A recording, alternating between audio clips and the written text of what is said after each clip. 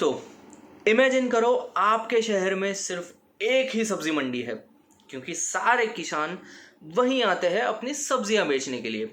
तो सारे खरीदार भी वहीं जाते होंगे, और क्योंकि सारे खरीदार वहीं जाते हैं तो नए किसान मजबूरी में वहीं आएंगे। इसको बिजनेस की भाषा में बोलते हैं नेटवर्क इफेक्ट। शेयर मार्केट में भी बिल्कुल एक ऐसी कंपनी है जिसका इंडिया के पावर ट्रेडिंग में लगभग 90% का मार्केट शेयर है। आप सब जानते होंगे, इसका नाम है IEX यानी इंडियन एनर्जी एक्सचेंज। अगर किसी स्टेट इलेक्ट्रिसिटी बोर्ड को या किसी बहुत बड़ी फैक्ट्री को शॉर्ट टर्म के लिए तुरंत बिजली खरीदनी या बेचनी होती है तो वो सीधा IEX के प्लेटफॉर्म पर आते हैं, क्योंकि वहाँ सबसे ज़्यादा बायर्स और सेलर्स का मेला लगा हुआ होता है। फाइनेंस की भाषा में इसको कहे तो IEX के पास सबसे ज़्यादा लिक्विडिटी है। लेकिन इस मोनोपोली वाले बिजनेस की लाइफ में एक नया सस्पेंस और ड्रामा चल रहा है। एक ऐसी गवर्नमेंट पॉलिसी जो IEX की बादशाहत को हिला सकती है, और इसका नाम है मार्केट कपलिंग। अब आप सोचेंगे कि मार्केट कपलिंग आखिर किस बला का नाम है, तो चलो इसको बिल्कुल आसान शब्दों में मैं आपको समझाता हूँ। आपको UPI का आना तो याद होगा। UPI के आने से पहले हर बैंक का अपना अलग सिस्टम होता था, लेकिन UPI ने सारे बैंक्स और पेमेंट्स ऐप को एक बैक एंड से कनेक्ट कर दिया। अब आप फ़ोन पे से गूगल पे वालों को या किसी भी बैंक अकाउंट में आराम से पैसा भेज सकते हो, एक से दूसरे में भी भेज सकते हो, ठीक है। मार्केट कपलिंग पावर एक्सचेंज के लिए बिल्कुल वैसे ही एक बड़ा UPI मूवमेंट होने वाला है।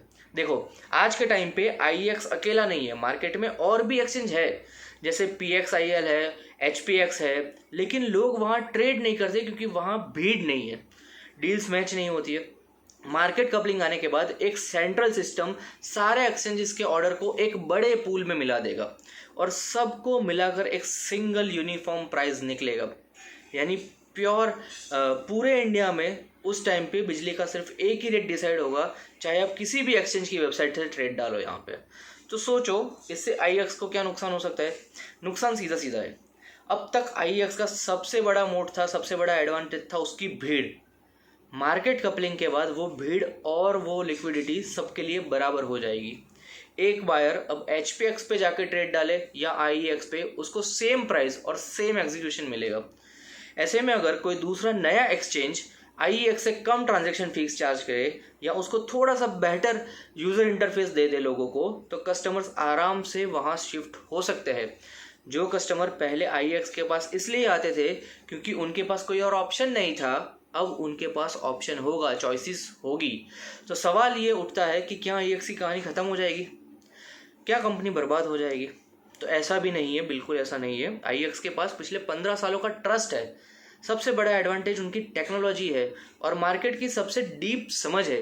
वो आज भी क्लियरली मार्केट लीडर है और रहेंगे, लेकिन शेयर मार्केट में स्टॉक का प्राइस मोनोपोली और ग्रोथ पर चलता है। अगर IEX का 90% मार्केट शेयर आने वाले सालों में 70-60% रह गया तो उनका प्रॉफिट मार्जिन थोड़ा दबेगा और प्रेशर आएगा।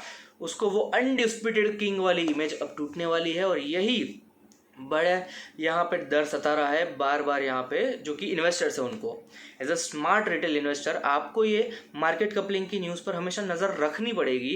गवर्नमेंट जिस भी दिन इसको फाइनलाइज करके ग्राउंड के ऊपर लेके आती है, पावर ट्रेडिंग का गेम पूरी तरह से बदल जाएगा। आपको क्या लगता है, क्या IEX अपनी टेक्नोलॉजी और ब्रांड के दम पे अपनी मोनोपोली को बचा पाएगा, या नए प्लेयर्स प्राइस वॉर करके यहाँ पे IEX के आगे निकल जाएंगे? अपना व्यू मुझे कमेंट बॉक्स में ज़रूर बताइए, और ऐसे ही बेहतरीन डीप डाइव एनालिसिस के लिए हमें लाइक कीजिए, इस वीडियो को लाइक कीजिए, शेयर कीजिए, फॉलो कीजिए, सब्सक्राइब कीजिए हमारे चैनल को, और देखते रहिए फंडे का फंडा। जय हिंद।